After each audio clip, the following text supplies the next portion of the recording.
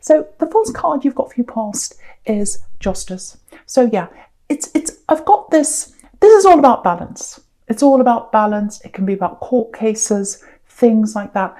What I'm getting here is I'm feeling a lot of emotion. I'm feeling as if you're out of balance for a long time. Very, very out of balance.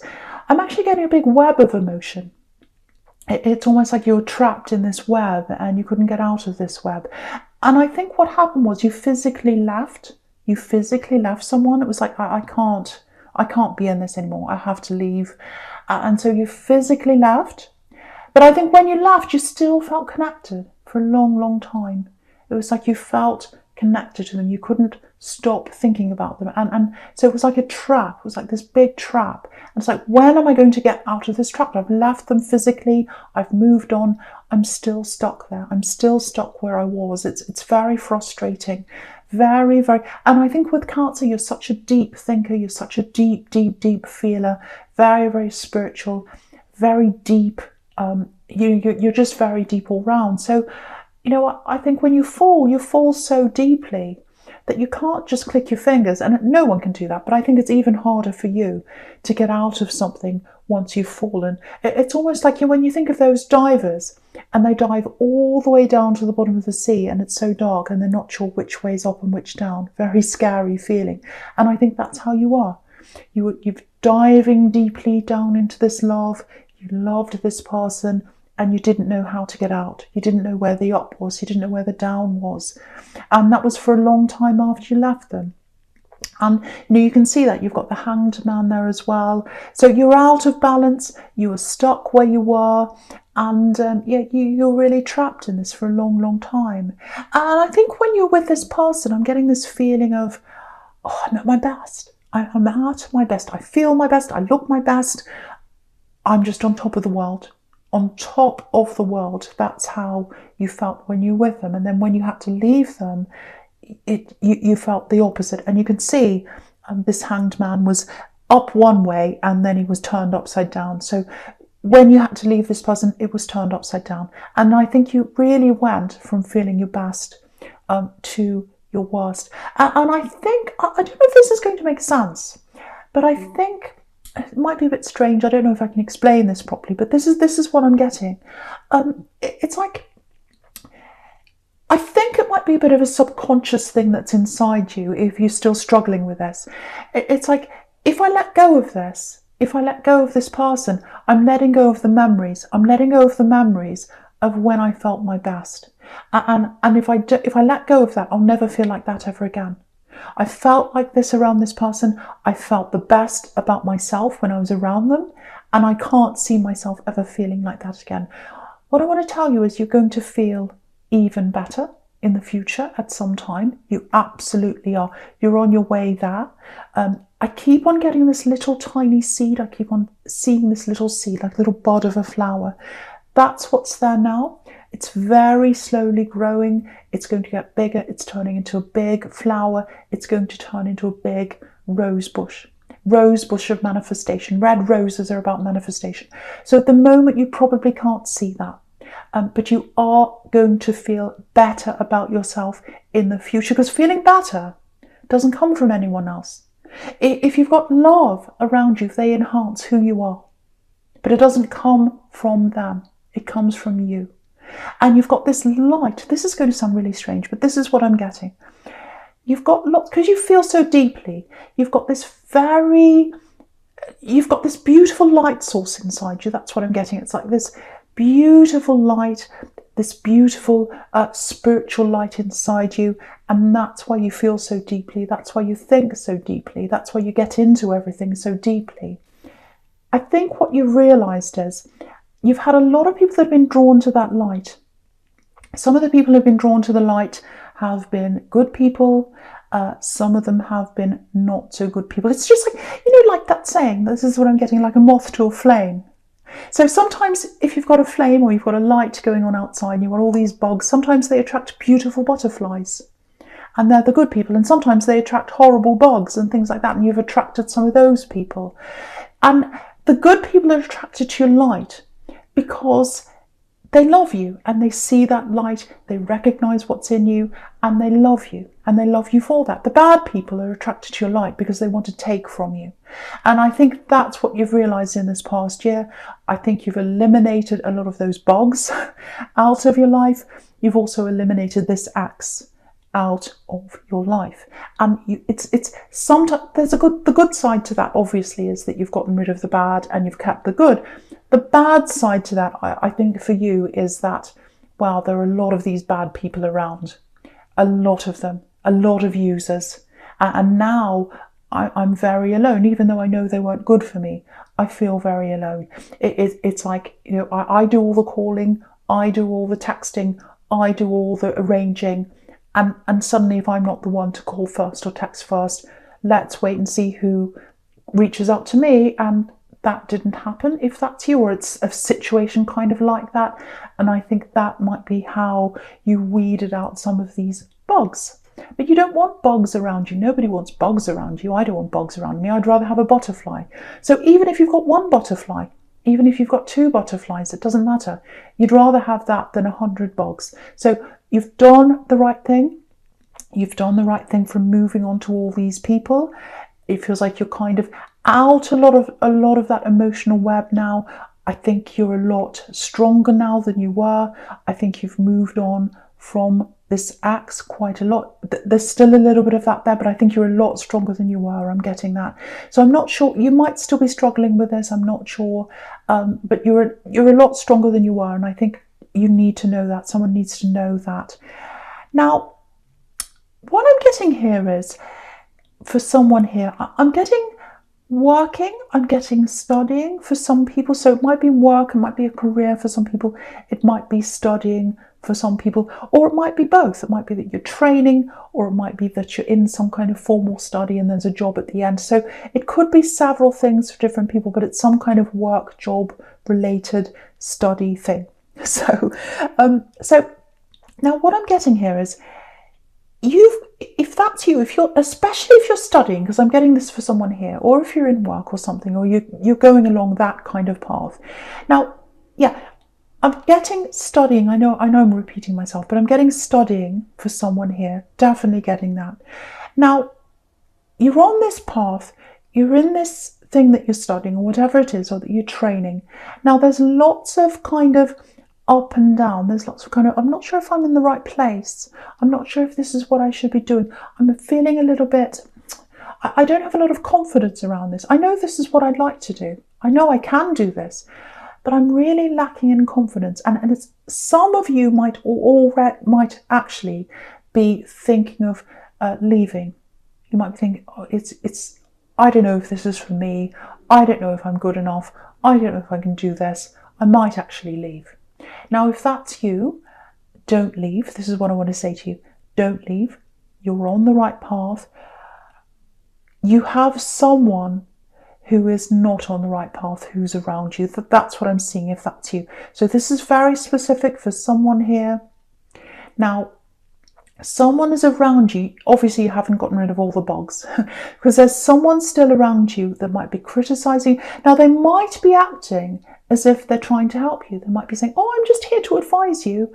I'm just here to tell you. I'm just here to help you. But there's constructive criticism, and then there's destructive criticism.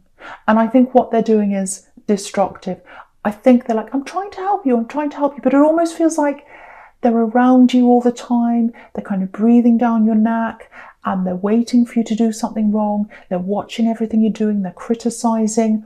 It may be that they've said some things to you in the past, and those critical words are still in your head. So it may be that they're around you. It may be that they're not around you. It might be that you've gotten rid of this bug, but the words from that bug are still in your head. And they're saying, you can't do this. You're doing that wrong. That's wrong. This, all that kind of thing. It's still in your head. You've got to find a way to either eliminate that person, get them out of your life. I really think it's that serious. You've got to get them out of your life, or you've got to get the words out of your head. You've got to get their face out of your head that's criticizing you. This is a good tip, actually. I know this is going to sound really silly, but it's worked for me before, so I'll just tell you this. If you've got some horrible person that's standing over you, criticizing you, whether it's a boss, whether it's someone where you're studying, whether it's a parent, it might be that, someone around you criticizing you, and they've got this nasty face and they're looking at you, just imagine them with a pink cupcake on top of their head, and then you'll laugh. So that kind of alleviates how ridiculous they look, especially if it's a big burly man or something like that. That's what I do. But you've got to get the voices out of your head. Critical voices are actually the devil. The devil stops you from moving ahead. The devil is that voice that says you're not good enough, you're doing this wrong, you'll never do anything, you'll never amount to anything, you may as well leave, you may as well give up now. Now, if you're studying or if you're working or if you're training towards something, even if you've failed, even if you failed the exam, even if you've got a very low mark on an assignment or something like that, doesn't matter. You can pick yourself up and move forward. And I think if you get rid of those voices, if you get rid of that person, if they're still around you, or whatever that is, you will find that light inside you. You'll find that light where you're able to grow. And I think what's stopping you, I think what's really holding you back, and I think what might be making you fail, if that's what you've done, is the critical person, the critical voice. It's not you that's made yourself fail, it's that critical voice. And once you've eliminated that, your confidence will get higher. You'll see yourself being able to do this. Yes, you might not get all A's, you might not be top of the class or whatever, but you'll go, you'll pass, you'll get this, you'll get it finished, and you can do this if that's you. Or anything else you want to do. If it's not studying, if it's your job, if it's anything. If you've got that critical voice inside you from someone that's been around you, eliminate that. Do what you can to eliminate that, or don't be around that person. Just do whatever you can to get your confidence back and get that light inside you and see that light that's actually inside you. So I hope that makes sense to someone. I know I went off a bit, but hopefully that makes sense to someone. Sometimes I go off and I start seeing things and I go off and then I think, does that actually make sense? I hope it does. Okay, so the first card you've got for your presence, this beautiful, beautiful strength card. Now, all these cards, all the way down here, they look amazing. Very positive cards. Strength, beautiful love, beautiful care there. Temperance card, it's all about healing, rising up out of the ashes, getting a positive, going to a positive place from a negative one or a not as good one sometimes. And the Hermit's all about knowing yourself, getting that wisdom and really spending that time. And again, the Hermit is the light. He's carrying the lamp. That's what's inside you. So, okay, so before I talk about all those cards, my eye's just being led between the Strength card, this card, and the Page of Swords again. So what I'm getting, looking backwards and forwards between the two of those, I'm actually getting this feeling of that there's someone you moved on from. Now, it might be this axe that I was getting in the Justice card. It's someone you've moved on from. It doesn't have to be, but it feels like it might be them.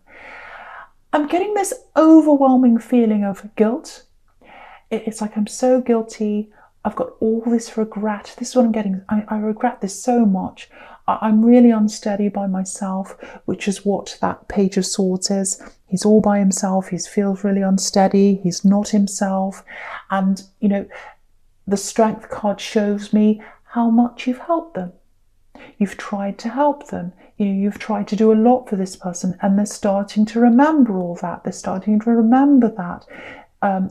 The other thing I'm getting is they might have taken something from you. I don't know whether that's your confidence. I don't know whether that's your heart they stole. It might actually be a physical thing that they took from you. They're very guilty about that if that's you.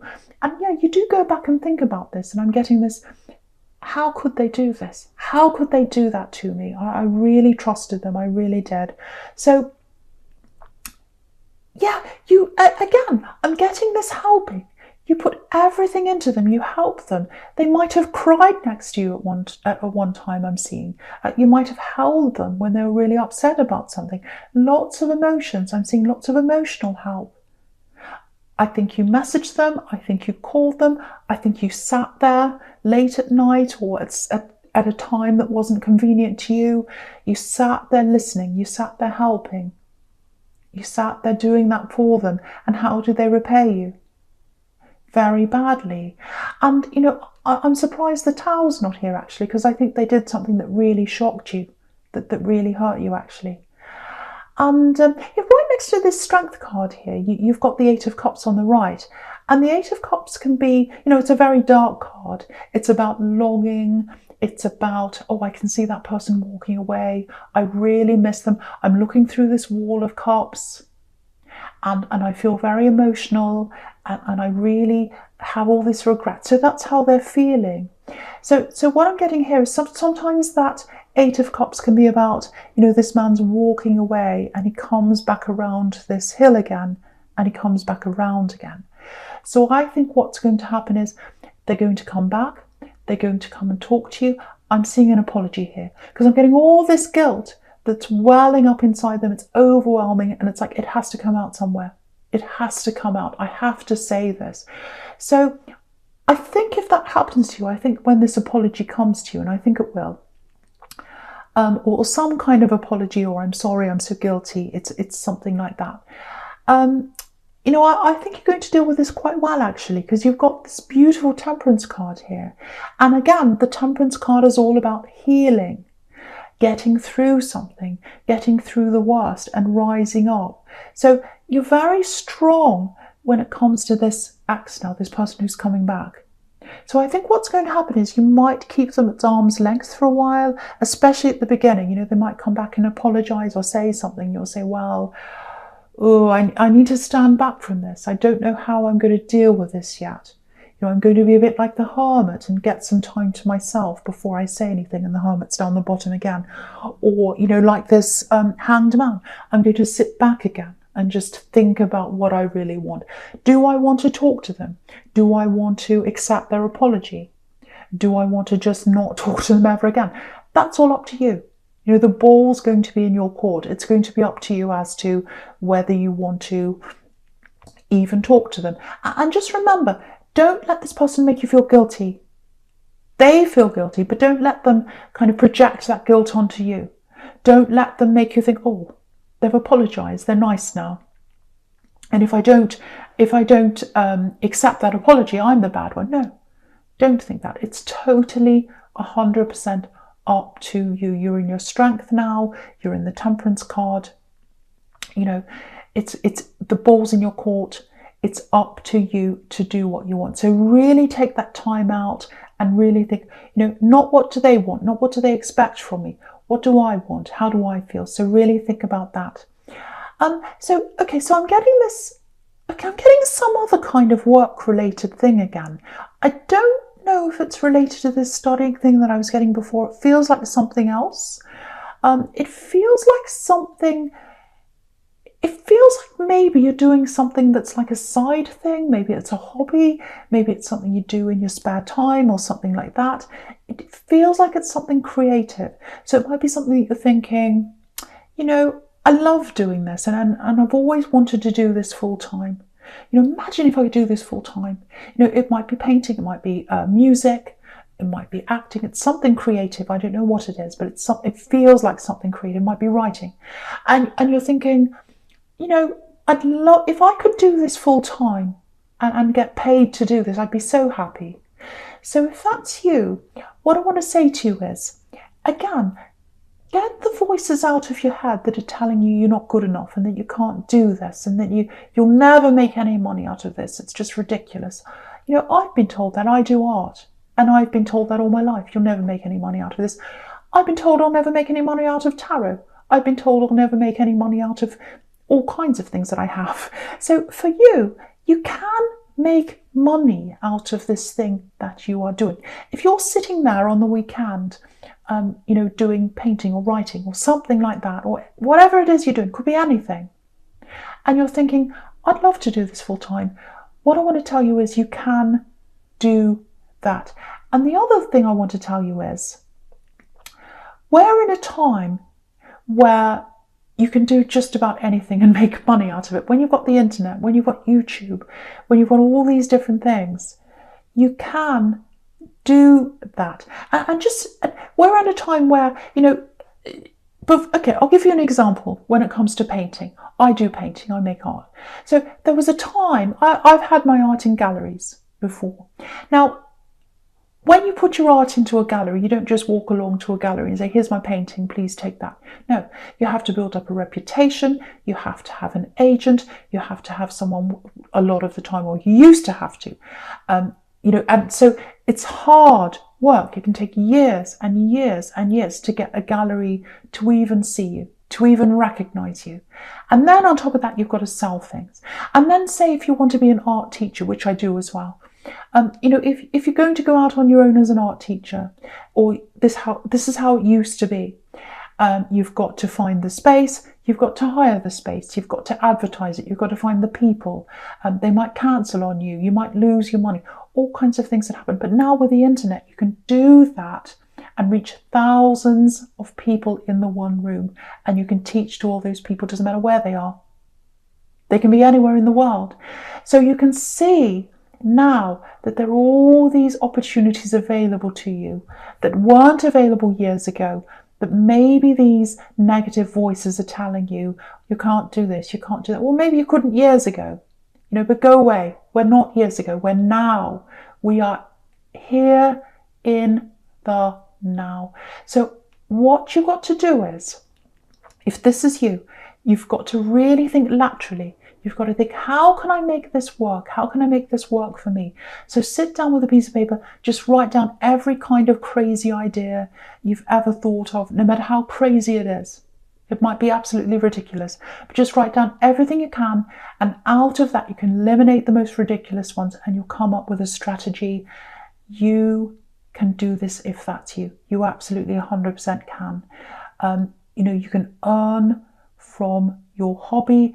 It might take time. You'll probably have to keep a job while you're doing it, while you're building that up, but it absolutely can be done. And next to this, next to the Temperance card, I should say, you've got that King of Pentacles, and that's showing you that you can do that. Again, the King of Pentacles has taken time to get to where he is. He's taken the long road. He's an old man. He's at the top of his game now because he's spent all his life doing that. So it is going to take you time.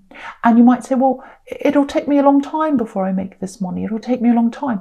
Yes, but those years ahead of you are going to go past whether you do this or not.